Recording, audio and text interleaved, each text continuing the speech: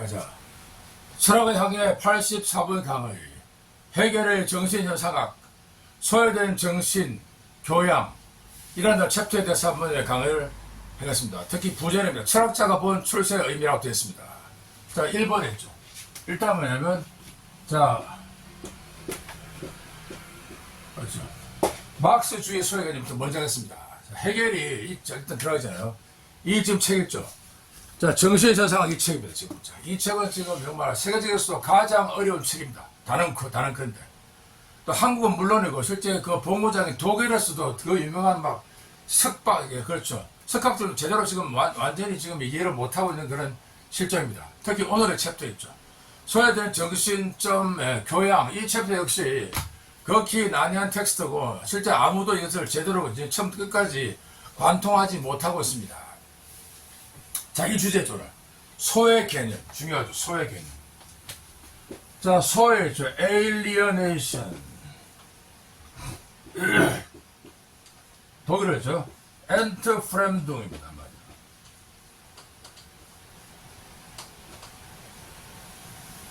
Entfremdung이죠.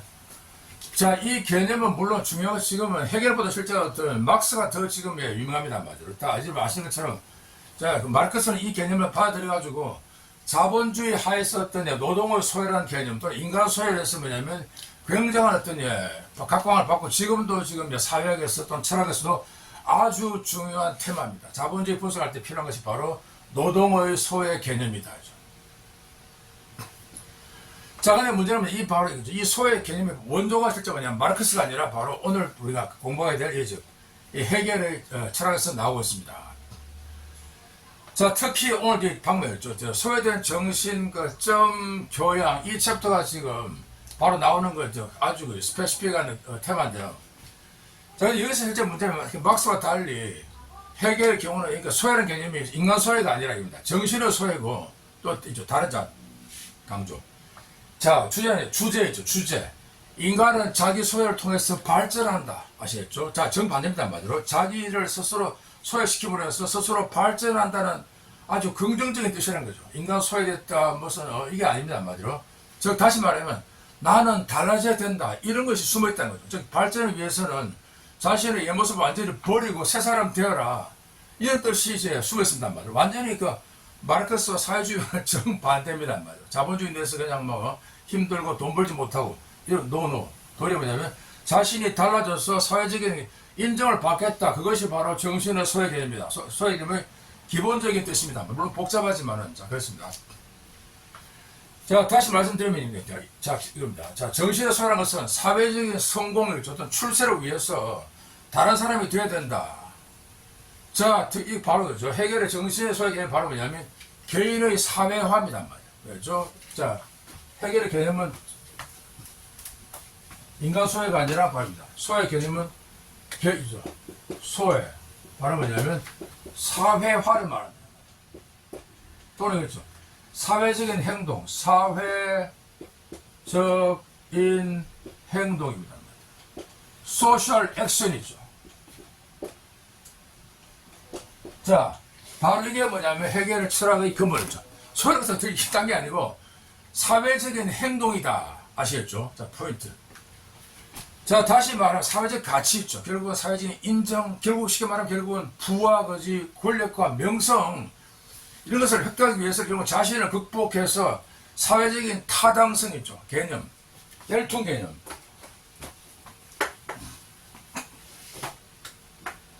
자, 이거 중요한 것이 타당하다. 타당성 개념.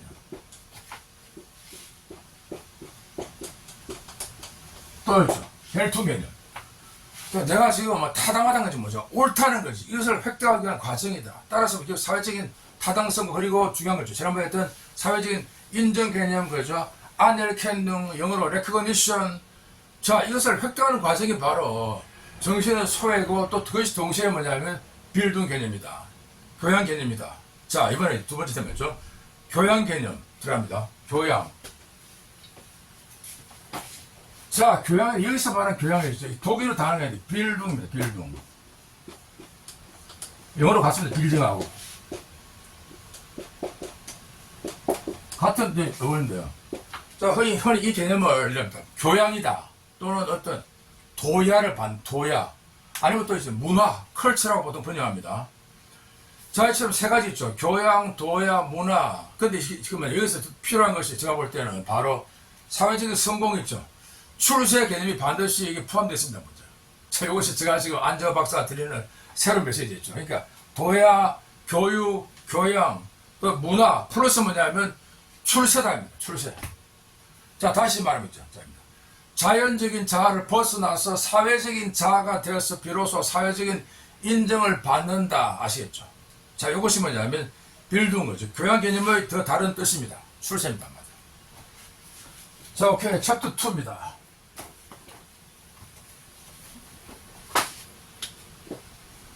헤겔의 상황. 헤겔과 친구이죠. 쉘링의 뭐냐면 상황.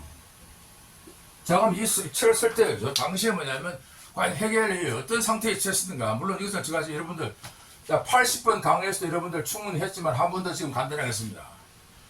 자, 어쨌든 헤겔이 이 책을 쓸 때 굉장히 지금 어려운 상황에 있었습니다. 나이는 무척 많고 또 학문적인 인정을 받지 못하고 생계도 굉장히 힘든 지경에 있었던 거죠.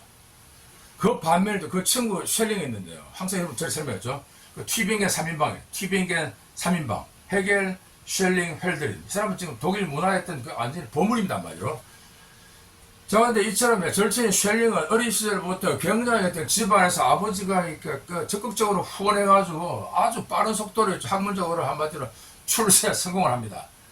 자, 그거는 신학교를 마친 후에 바로 그 지금 튜빙겐 대학교에 석사 박사를 마치고 또 즉시 뭐냐면 짧은 시간 내 대학교 교수가 되는 벌써 20대 벌써 또 대학교 교수가 됐습니다. 엄청나죠, 여러분들. 또 다른 친구였죠. 헬드린.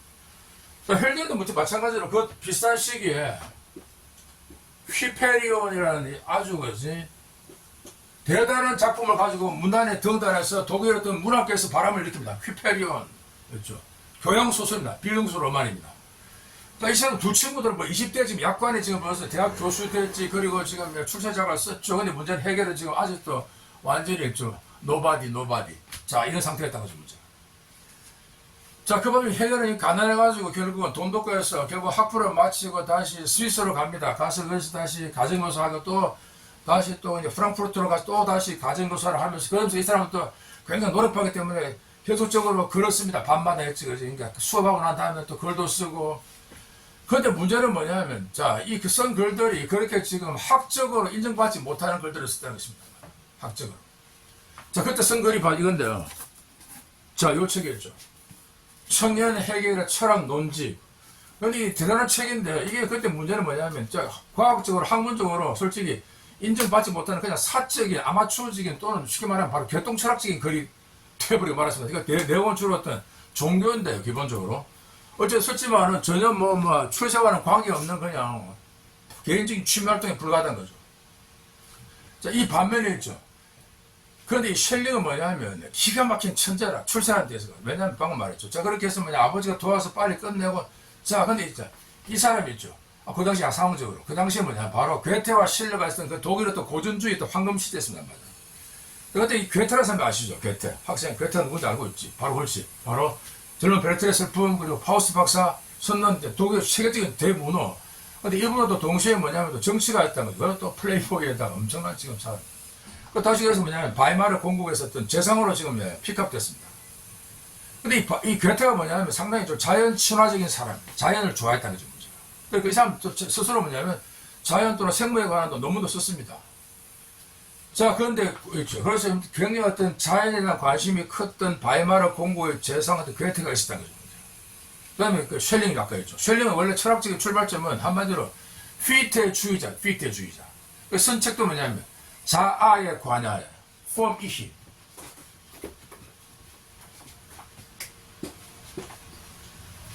폼 이히라고 했죠. 자, 이 철저히 주관주의적인, 피테주의적인 또는 절대자아주의적인 책을 써서 철학계에 나왔습니다. 그런데 문제는 원래 이 사람이 아주 똑똑한 피테주의 제자인데 갑자기 뜬금없이 자, 자연 철학의 이념이 있죠. 자연 철학의 이념. 거기 쓴 다음에 바로 즉시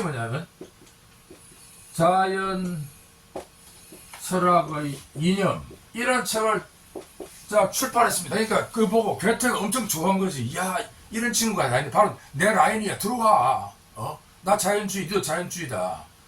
그래서 근데 바이마르 공부했던 그런 그 재상인 그러니까 괴테가 보고 있지 그지. 바로 뭐냐면 그러니까 예나 대학교 교수로 지금 바로 꽂아준 것입니다. 그래서 이 사람 뭐냐면 자 극히 빠른 시일 내에 바로 마치고 바로 그냥 대학 교수로 피카 딱 됐다. 그냥 문제는 해결 아직까지도 지금 가정교사하고 지금 등등 기꺼이 자 그런 과정에서 보면 이제 괴테도 해결도 약간 좀 기어왔는데 아버지가 돌아가셨다는 거죠. 그런 과정. 그래서 아버지가 약간의 돈을 남겨서 그 돈을 가지고 나도 한번 대학교에 다시 가봐야지 해서 뭐냐면 드디어 드디어 1797년도에 돈을 가지고 다시 예나 대학교로 가서 대학원 과정에 입학합니다. 바로 예나 대학 알죠?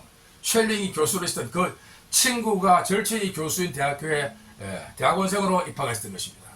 자, 이걸 좀 보면 느끼는 거예요. 절친들도 한 명이 잘 될 때 다른 사람 못 되면 상당히 슬프다. 저도 솔직히 이런 경험 많이 했습니다.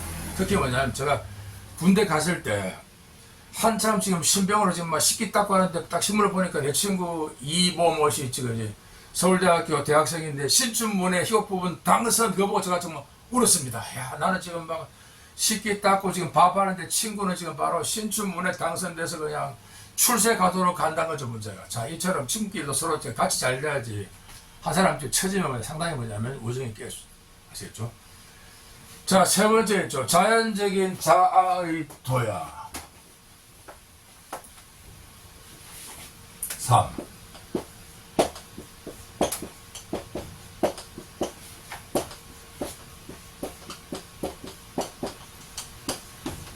도야체자 법빌둥. 자 이런 결국 자연적인 자아를 도야시키라 이겁니다. 자 다시 했죠. 아까 원래 했죠. 사람은 자연적인 내추럴 셀프였죠. 자연적인 자아를 뭐냐면 소외시킴으로써 소외.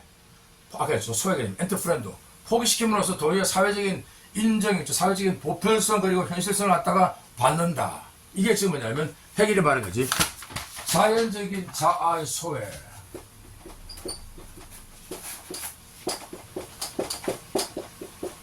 자 이거죠. 자연적인 자아의 소외라 불리는 이 주제 있죠. 자 그러면 해결 텍스트를 한번 보시겠습니다. 자 여기서 본성과 성격의 특수성 이겁니다. 개인이 어리석게도 본성과 성격의 특수성으로 규정되면 현실의 세계에서는 전혀 본성과 성격을 갖지 못한다. 오히려 그런 개인들은 서로서로에 대해서 동일한 현존을 가진다. 평준화된다. 자 여기서 아까 했죠. 본성과 성격의 특수성 우는 바로 이거야. 사람들은 뭐냐면 자 누구나 다 이게 있다는 건 문제가. 다들 이제 본성이 있다. 성격이 좀 문제가. 착하다, 뭐 똑똑하다. 결국 자연적인 내추럴 셀프가 있습니다. 말이죠. 뭐 성격이 어떻다 이런 거 알죠. 요즘 뭐 MBTI처럼 나는 뭐 M이다. 그게 바로 뭐냐면 MBTI 이런 거.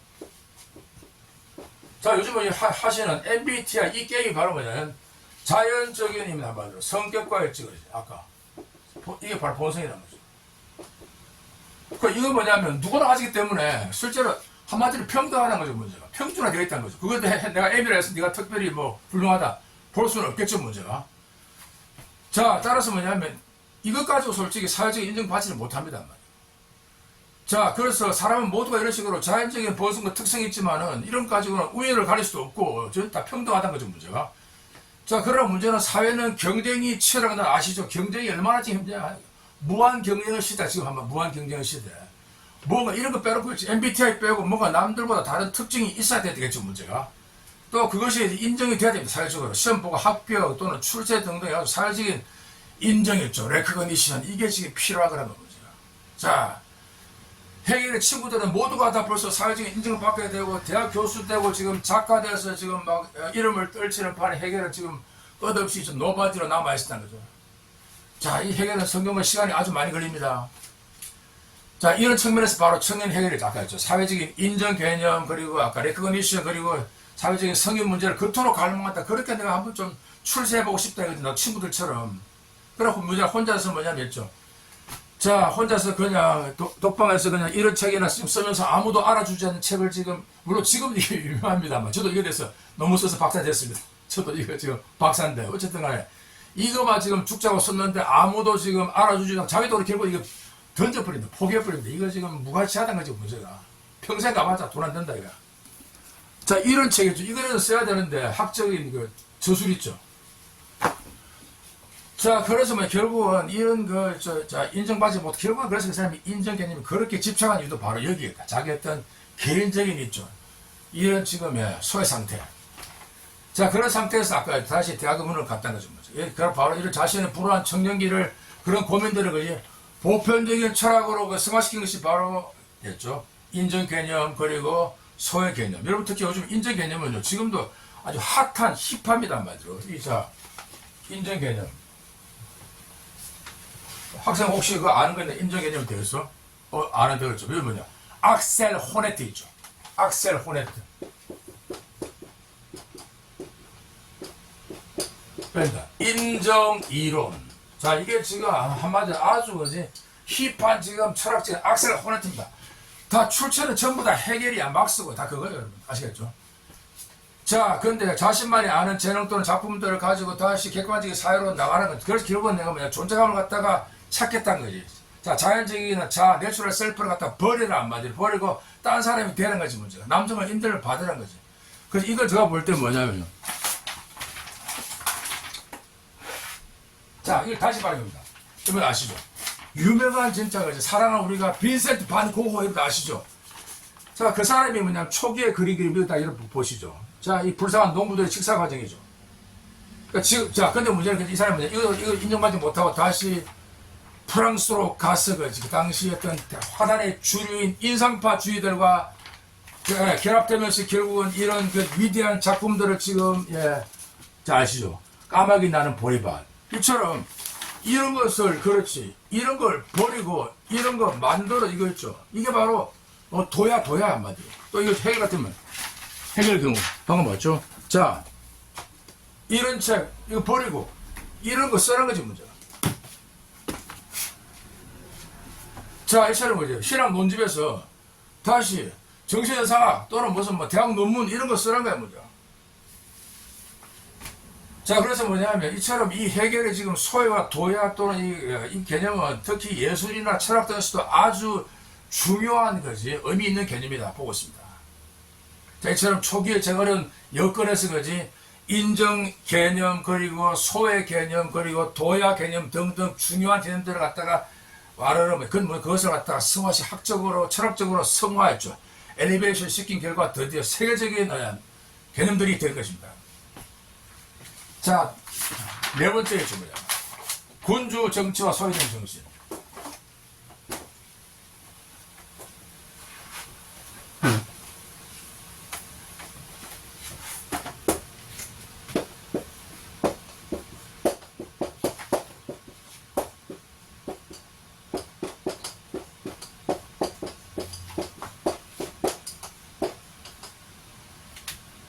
자, 네 번째 마지막 태양입니다. 한마디로. 자, 그런데 해결이 이런 것들을 갖다가 그냥 사적인 것이 아니라 다르면 당시의 역사와 문화에다가 투영을 해가지고 더 새롭게 지금 시킵니다. 한마디로. 자, 이렇게 들어가기 전에 해결을 정치적으로 기본적으로 바로 공화주의자입니다. 공화주의자. 자, 그래서 뭐냐면 봉건주의와 절대주의를 극도로 혐오합니다. 그렇죠? 왕정과 그리고 또 봉건주의 있죠. 이런 것들 전부 다 인류의 적이다는 거지. 자, 공화주의. 근데 보면 옛날에 보면 막 해결의 도리, 프로이센의 왕정을 옹호한 프로이센의 의용철학가라는 말이 있었지만 요즘에 보니까 이것이 아니었다라고 지금 드러났습니다. 어쨌든 해결은 그래서 초지 일관이지 프랑스 대혁명을 갖다가 그냥 피끌듯이 사모한 그런 지금 혁명주의자입니다. 그리고 공화주의자입니다. 따라서 이것 때문에 이 세계에 실제로 많이 힘들었습니다. 됐습니다. 자, 이처럼 됐죠. 다시 돌아가죠. 리턴 투 theme 있죠. 결국 개인의 자연적인 특성을 모두 포기하고 사회적인 가치를 갖다 체화시킴으로써 출세한다 또는 그지 입신양명한답니다. 한마디로 사회적인 존재를 갖다 얻으라는 거지 문제가. 아까 했죠. MBTI 이런 거 하지 말고 공부해가지고 출세하는 거지. 자, 이런 문제 다시 당시에 뭐냐면 거죠. 어떤 절대주의 왕정에다가 투사를 해서 그 안에서 어떻게 인간들이 타락하는지를 보여줍니다. 그게 또 다른 테마였죠. 소외된 정신 개념입니다. 그렇죠? 자, 그런 과정에서 세계는 또 경제도 약간 다릅니다. 경제 문제. 해결은 뭐냐면 도리어 상당히 진보적인 당시에 뭐냐면 아담 스미스의 국부론을 갖다가 읽고 공부한 사람입니다. 학생 국부론 알고 있지 뭐지? 그렇죠 바로입니다. 국부론 아담 스미스 자유방임주의 경제입니다. 결국 뭐냐면 개인의 이익 추구가 나쁜 것이 아니라 좋은 것이다. 그걸 통해서 도리어 뭐냐면 국가도 발전하고 그렇죠. 공공복리가 정진된다 이거죠. 따라서 개인을 열심히 돈 벌게 하라 합니다. 좋은 거란 거지 문제가. 근데 문제는 뭐냐면 당시 프로이센도 그렇고 프랑스도 그렇고 이 왕들은 이걸 싫어합니다. 왕들은. 저기 군주들은 뭐냐면 상업과 공업을 갖다 상당히 멸시한다는 거죠. 그래서 뭐냐면 돈벌이는 악하다는 의식이 있습니다. 자, 그래서 뭐냐면 어떻게 알죠? 우리나라 역시 이런 거죠. 산업공상처럼 선비들, 저 국가 이익, 공무원들의 최고란 거지. 그 다음에 농부, 그 다음에 공상, 공업, 상인들, 돈벌이한 사람들은 제일 저급한 민족이라고 봤다는 거죠. 이게 비슷한 거죠. 결국 뭐냐면 이런 봉건주의 내지는 왕정시대는 이처럼 사람들이 돈벌이를 갖다가 그냥 악어로 보는 그런 습관이 있다는 거죠. 해결, 이거에 대해서 상당히 비판적입니다. 자, 요걸 그 다음에 또 다른 테마는 뭐냐? 방금 말했죠. 저는 절대주의 국가에서 제일 치명입니다. 자, 내가 명성을 얻겠다는 거죠. 그래서 뭐냐면 한마디로 국가의 충성을 다하자는 거죠. 그것을 해결은 뭐냐면 봉사하는 영웅주의입니다. 자, 이런 의식의 구조 있죠. 첫 번째는 기업 A.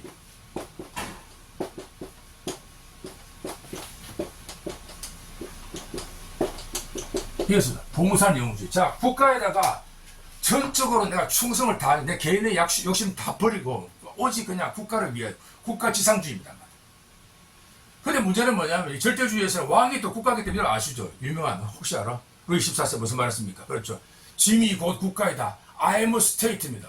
그럼 국가는 결국은 왕이라는 거지 문제가. 따라서 뭐냐면 충신들은 이제 사라지고 나중에 있죠.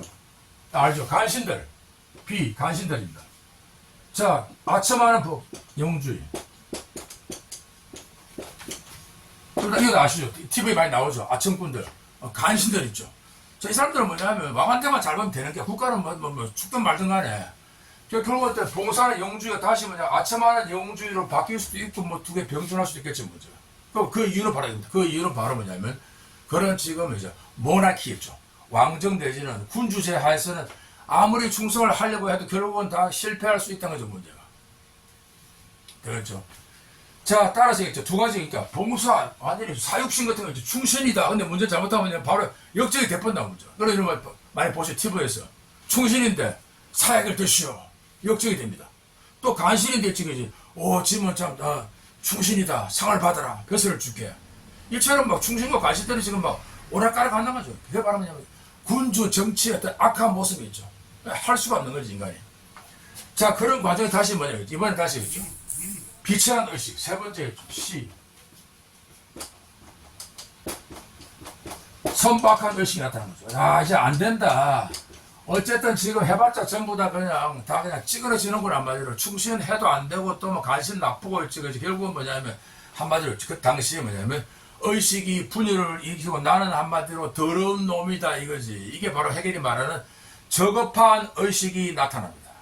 이것이 이걸 갖다 이렇게 하더라고요. 이게 뭐냐면 프랑스 혁명 이전이었던 그런 거지. 지식인들의 의식 구조였죠. 전부 다 의식이 뭐냐면 타락하는 거지. 왕한테 잘 보여도 결국은 역적 되지 거지. 또 역적들이 또 충신이 되지 거지. 오락가락 하는 거지 문제가.